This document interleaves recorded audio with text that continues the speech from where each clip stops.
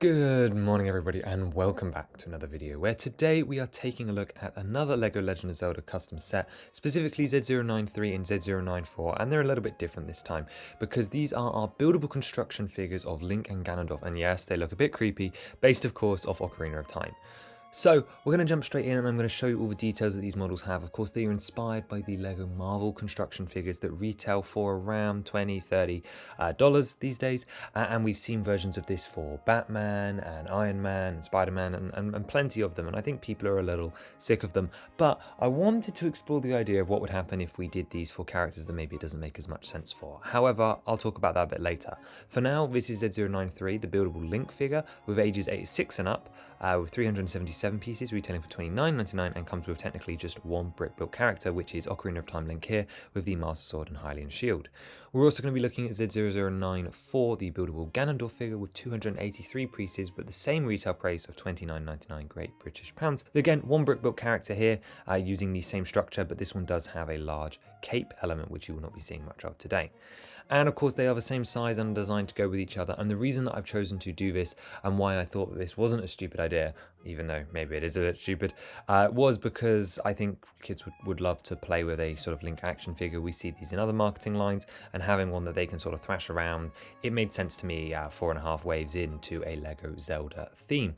And yeah, I wanted to explore this cursed option, and to be honest, I started off thinking that maybe this would be a bit of a meme, a bit like our April Fool's Day set, and ended up kind of liking them. So maybe I'll build these in real life one day. Specifically Ganondorf I think looks very, very cool. And once again, apologies for my work with the eyes. Let's take a look at Link up close and in detail first, and then we'll come back with Mr. Ganondorf.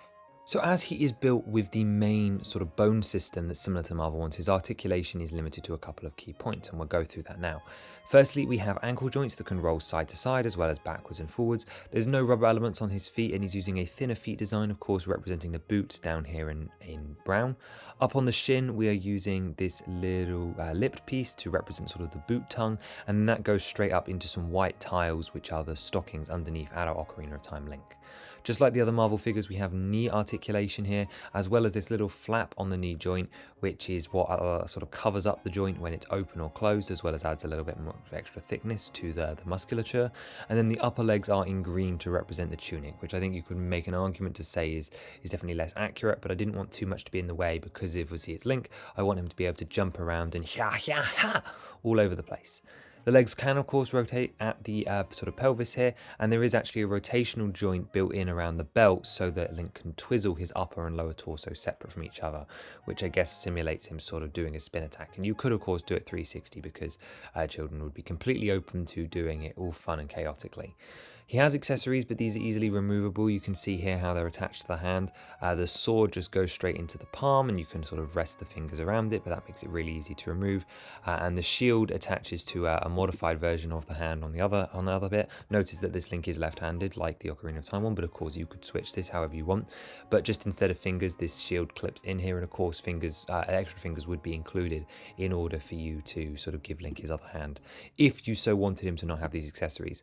The Hylian Shield is overly simplified. It specifically tries to recreate, of course, the Triforce detail in the middle using the yellow triangles, which many of you have pointed out aren't actually equilateral like we would expect from the Triforce, but again, compromise of pieces, and I didn't want to use the 1x1 roundeds. We've got two wings here recolored into red to represent the sort of loft wing crest that we see on the front, and of course you've got the grey edging all around, and this is all supported from the back to make sure that this is nice and strong as a build to be held up. The arms have obviously finger articulation, wrist articulation here just under, which is all done in brown to represent the gauntlets. Unfortunately, no alternate parts to turn this out for the silver or golden gauntlets. The elbows actually have a hinge plate here, so there's about 90 degrees of motion that you can get out of them here, although they don't fully close because of the wedge elements here that sort of keep them at a slightly bent angle, which stops them from feeling too flat. But then up at the shoulders, we do have a full ball joint, giving you that full shoulder articulation.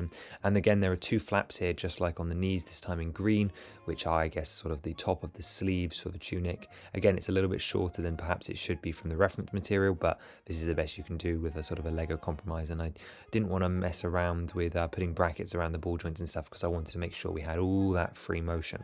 One thing I was able to capture though is the neckline, specifically where we have the white undershirt coming right up around the neck. We're actually using a car wheel element to go around there, and then we're using some of these flat tiles in green with the wedges here to show sort of the shirt line as well.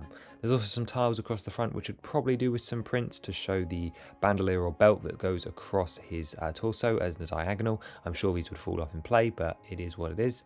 And then, as I mentioned, in the other hand, we have the Master Sword with some brackets and stuff to make a crude version of the hilt, and then just a big long blade, which is reinforced with some bars in the middle wherever possible to make sure that this wouldn't fall apart as easily as it looks like it would.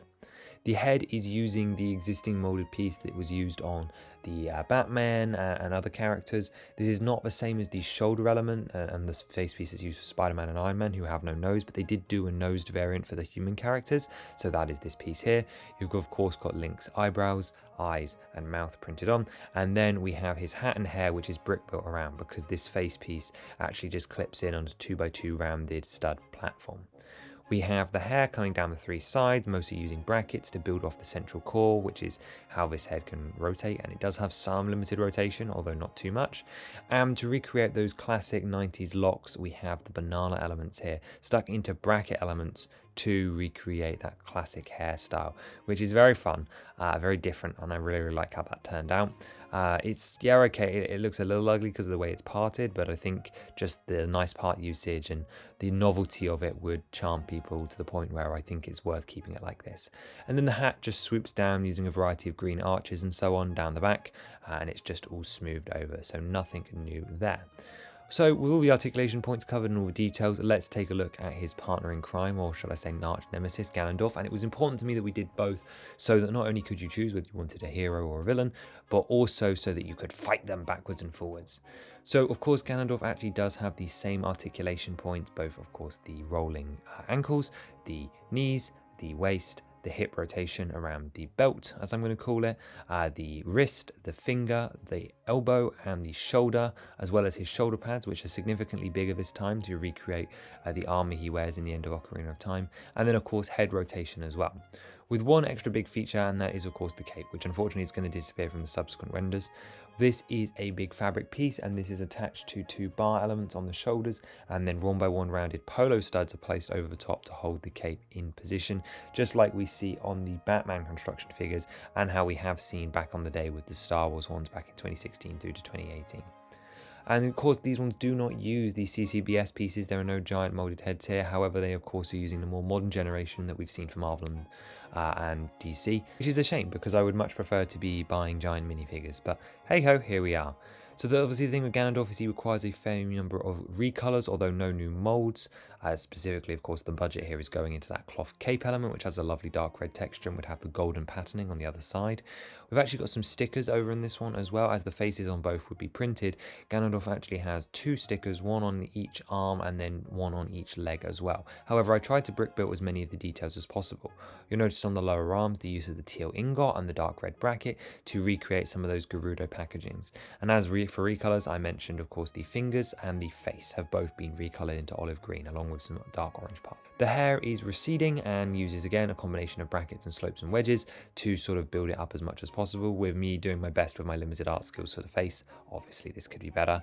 Around the neck we have another wheel arch, but this one's actually quite higher up so you can't sort of see it, and there's sort of these various white detail pieces, slopes and wedges to create that collar line that we see on the model from the game. As for other details, we have the abs that are on the torso here, just using quarter tiles to sort of build in some of that musculature, and as I mentioned the stickers on the legs, but the boot builds are actually identical. As I said, these guys are not quite color swaps because they did have to do some interesting solutions for Ganondorf in particular, but I built with Link one first and then was sort of able to reuse a lot of it to go from there. But yeah, I'm pleased with how these turned out. I think they're different but they're similar and they fit together. Let's just take a look at them next to their in-game references and then we will wrap up for the day. So first up we have Link here, who has his drawn form as we always do for the showcase, and here he is next to of course the Ocarina one, and this is what I meant about the banana hair being a little bit sparse, but I do quite like it and I think it's quite charming, and he's very Lego of course as well. Here you can of course see that the sword is in his left hand as we talked about, and all the other details are present and correct. As I mentioned, because it is a stylized medium, some of the proportions of the tunic are slightly off, so the legs are too long and the arms are too short.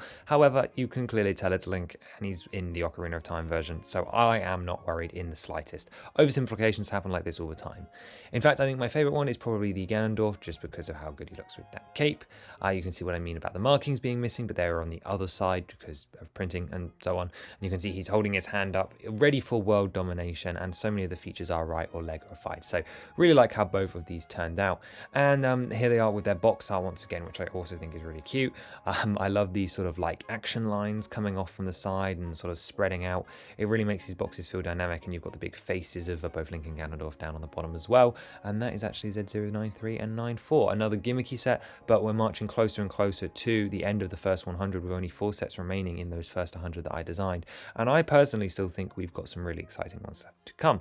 In fact, we only have 3 videos left as 2 of these are coming together. However, next time we'll be looking at Z090, which is a 18+ set with a couple of interesting builds that some of you remember from a stream a long time ago, but it's finally finished and ready to go, and I can't wait to share it with you all. So let me know what you think about these models down below, and I will see you guys again very soon for another video. And we will be finishing our custom sets from on 1 to 100 by the time we get to the end of August, meaning we'll be in new territory and returning to some very exciting games very, very soon now.